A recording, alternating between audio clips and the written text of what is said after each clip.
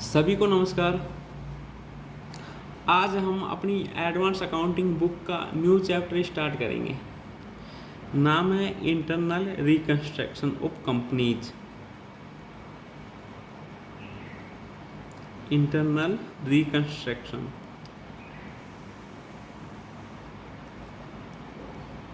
Reconstruction of companies.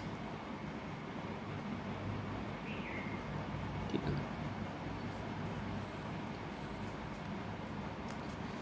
क्या होता है इंटरनल रिकंस्ट्रक्शन? हिंदी में कहते हैं कंपनियों का आंतरिक पुनर्निर्माण। कंपनियों का आंतरिक पुनर्निर्माण। हाँ जी।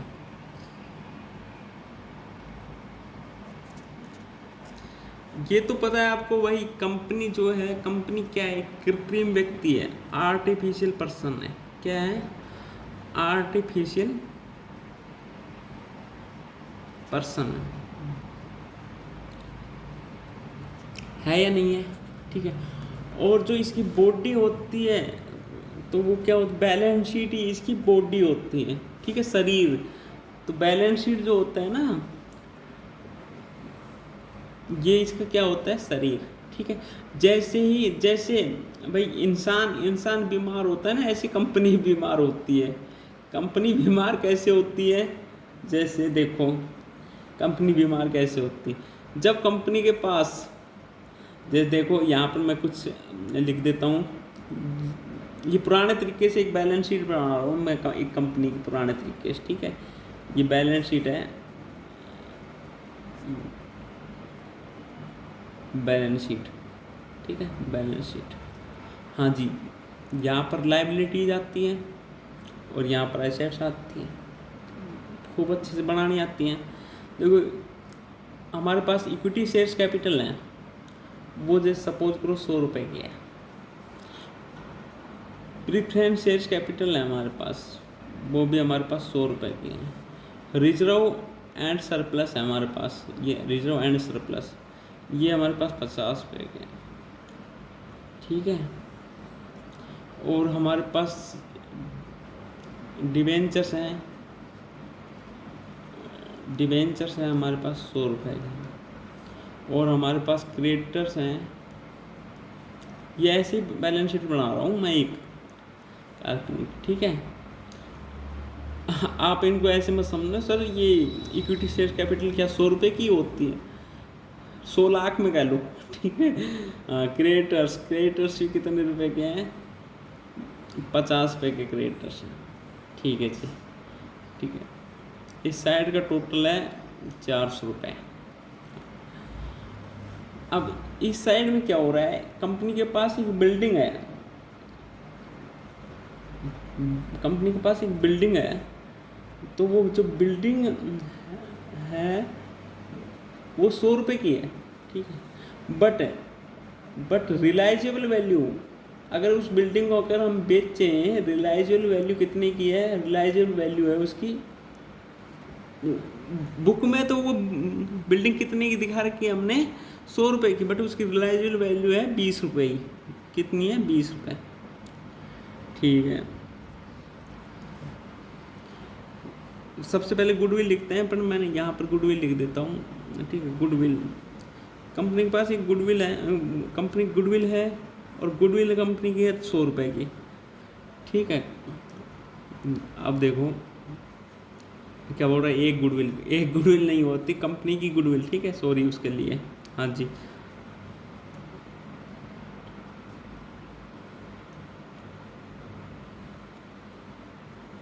फर्नीचर है कंपनी के पास, फर्नीचर है 50 रुपये का। ठीक है। Profit and loss account, P&L है 100 रुपये का। ठीक है। और डेटर्स हैं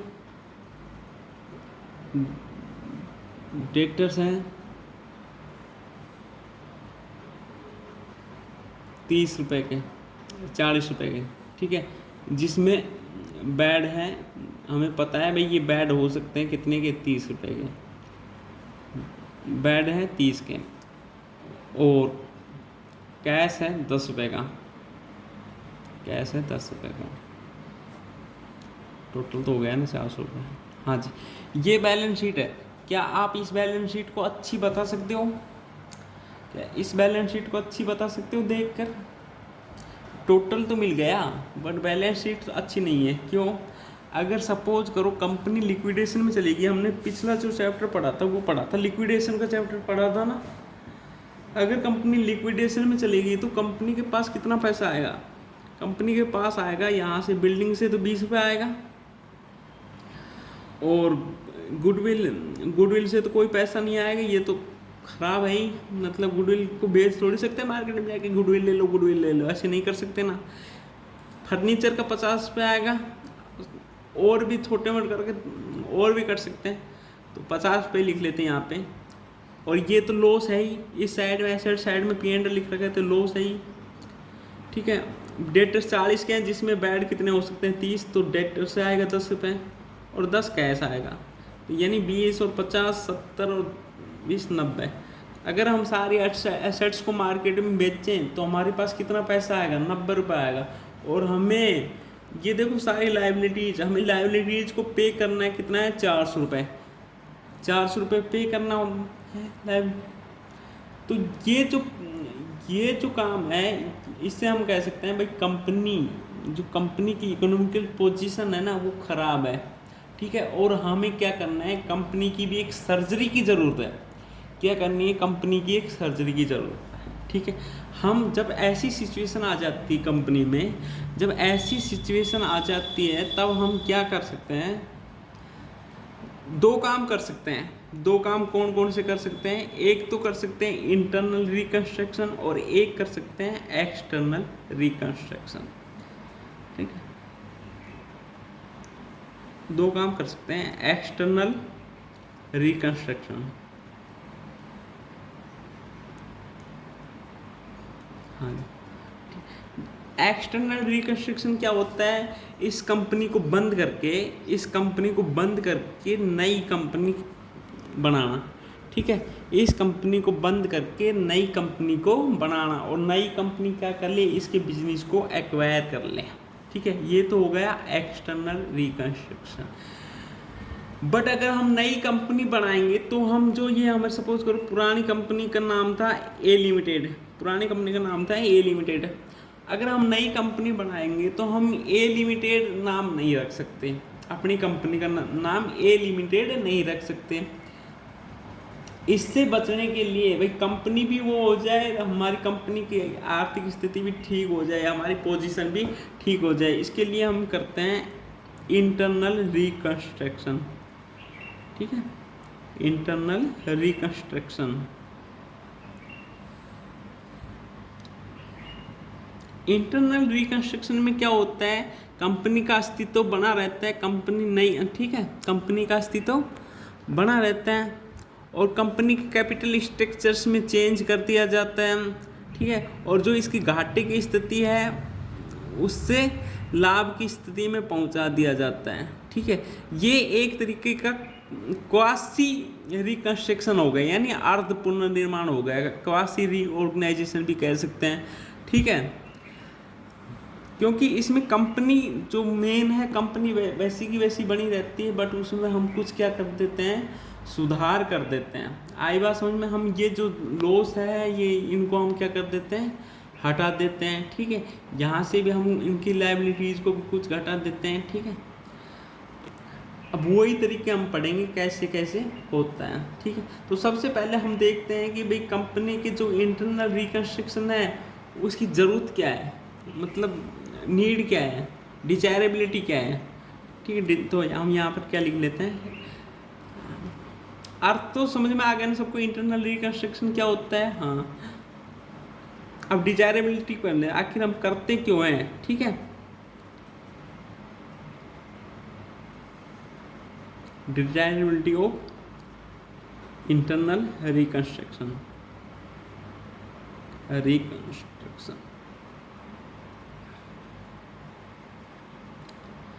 क्यों करते हैं भाई? तो सबसे पहला है, ये बात तो समझ में आ गई, ये एक तरीके की क्या है, सर्जरी है जिसमें कंपनी की जो स्थिति है ना, स्थिति को सुधारने की कोशिश की जाती है। तो सबसे पहले लिख लेना, जब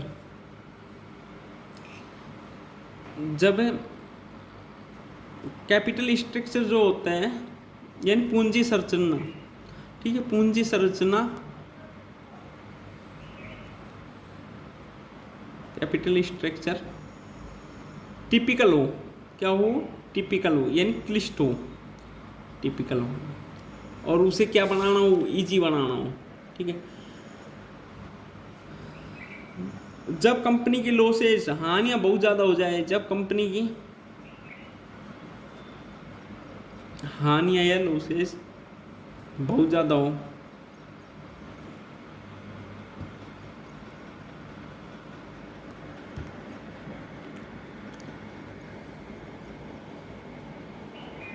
और ये एक तो हमने ये देखा ही था भाई, जब कंपनी की जो एसेट्स है,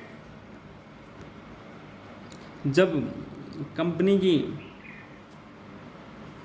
एसेट्स उचित प्रतिनिधित्व तो नहीं करती है, उचित रिप्रेजेंटेटिव नहीं होती है, या प्रतिनिधित्व तो नहीं करती, जैसे हमने सोचा देखा है ना भाई, अगर हम एसेट्स को मार्केट में बेचने जाएं तो वो उतने रुपए में नहीं बिकती है, ठीक है, उचित प्रतिनिधित्व तो नहीं करते हैं।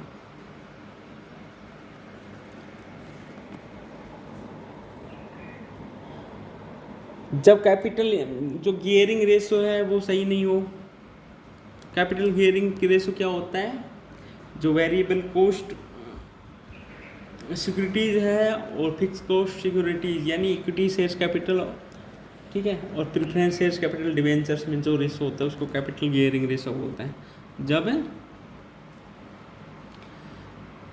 कैपिटल गियरिंग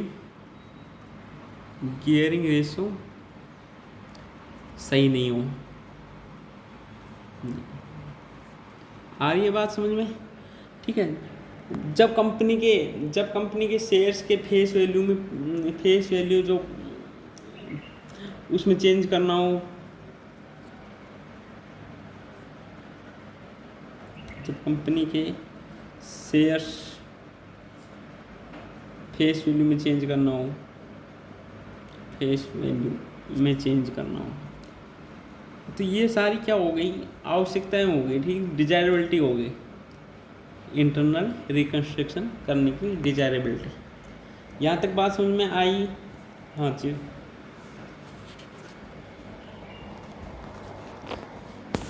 यहाँ तक तो किसी को कोई प्रॉब्लम नहीं है ना? अगर हो तो मैसेज करके बता देना, अगर कोई भी किसी भी तरीके की प्रॉब्लम हो यहाँ तक तो मैसेज करके बता देना। अब बात आती है कि भाई हम किस किस तरीके से इंटरनल रिकंस्ट्रक्शन कर सकते हैं। तो form of internal reconstruction, forms of internal reconstruction,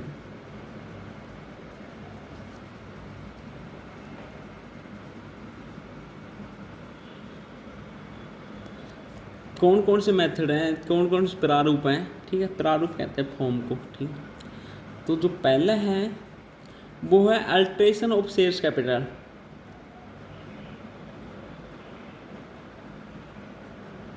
alteration of shares capital,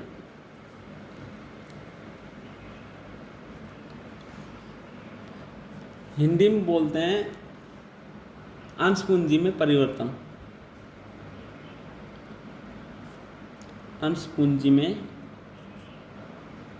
परिवर्तन। दूसरा है रिडक्शन ऑफ शेयर्स कैपिटल,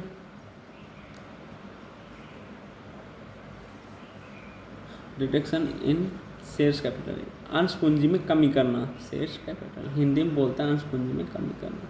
और जो तीसरा है, हम एक स्कीम लाते हैं, क्या भाई, उनसे अरेंजमेंट करते हैं, जो हमारे मेंबर्स होते हैं, डिबेंचर्स होल्डर होते हैं और क्रिएटर्स होते हैं, ठीक है। स्कीम ऑफ अरेंजमेंट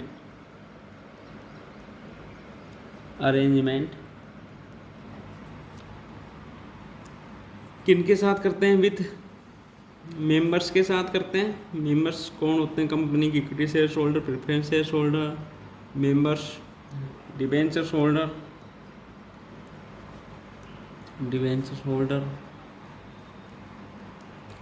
क्रेडिटर्स, इनके साथ हम क्या करते हैं? अरेंजमेंट करते हैं। ठीक है, ये हमारे 3 क्या हो गए? प्रारूप हो गए। इंटरनल रिकंस्ट्रक्शन करने के 3 प्रारूप हो गए। ठीक है, और हम सबसे पहला एक एक को पढ़ेंगे, डिटेल से पढ़ेंगे। ठीक है, सबसे पहले पढ़ते हैं हम अंश पूंजी में परिवर्तन, यानी अल्ट्रेशन ऑफ शेयर कैपिटल, अंश पूंजी में परिवर्तन।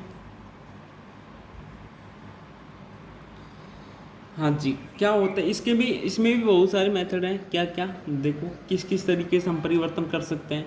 तो नए अंशों के निर्गमन द्वारा अंश पूंजी को बढ़ाना, एक तो ये हो गया इंक्रीज इन शेयर कैपिटल,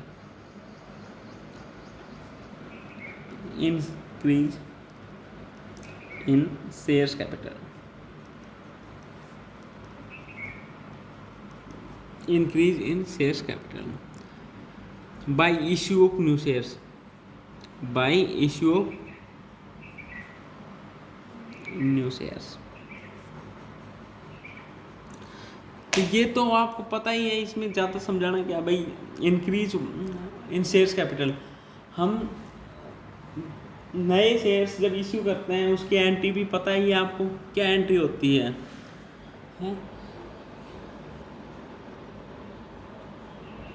मतलब ये उस स्थिति में काम आती है जब हमारी ऑथराइज कैपिटल होती है ना। ऑथराइज कैपिटल में हमने कुछ पहले इश्यू कर दी थी, हम दोबारा फिर और इश्यू करना चाहते हैं तो हम बढ़ा सकते हैं।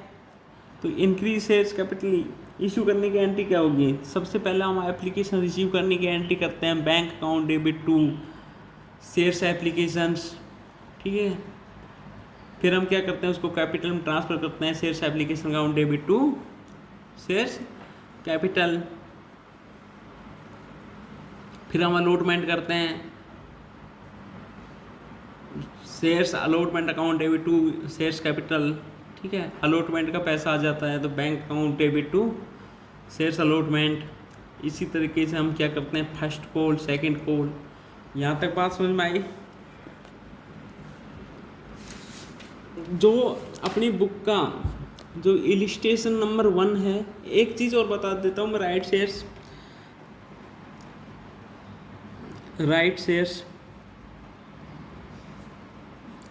तो ये है सेक्शन 62, जो कंपनी एक्ट है हमारा, उसकी सेक्शन 62 में राइट शेयर्स के बारे में बताया गया है।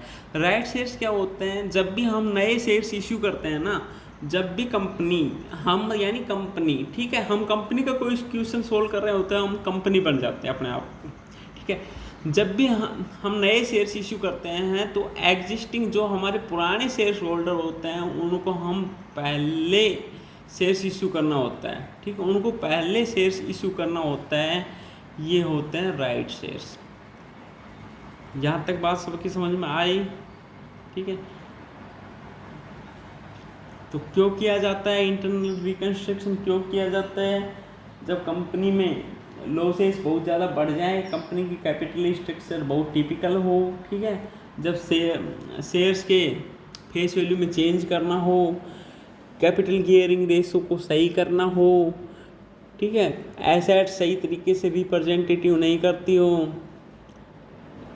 ठीक है, तो ये सारी बातें क्या है, किसके लिए? ये सारी बातें इंटरनल रिकंस्ट्रक्शन के लिए। ठीक है, यहाँ तक आप करना। इसके जो इलिस्ट्रेशन नंबर 1 है उसको आप करके देखना, बिल्कुल इजी सा है। ठीक है, वो तो नए शेयर्स इश्यू करने का ही है, हाँ, जो आप कर ही लोगे। नेक्स्ट क्लास में हम आगे पढ़ेंगे कंसोलिडेशन ऑफ शेयर्स, सब डिविजन्स। ठीक है, ये सारी बातें मिलते हैं नेक्स्ट क्लास में। तब तक के लिए थैंक यू, धन्यवाद।